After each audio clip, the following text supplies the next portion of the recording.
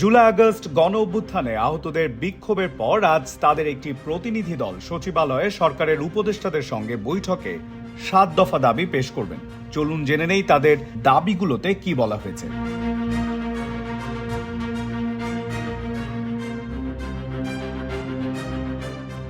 আহতদের দাবিগুলোর মধ্যে একটি হলো একজন মন্ত্রী বা তত্ত্বাবধায়ক সরকারের উপদেষ্টা যে মানের চিকিৎসা পান আহতদের জন্য সেই মানের চিকিৎসা সেবা নিশ্চিত করতে হবে।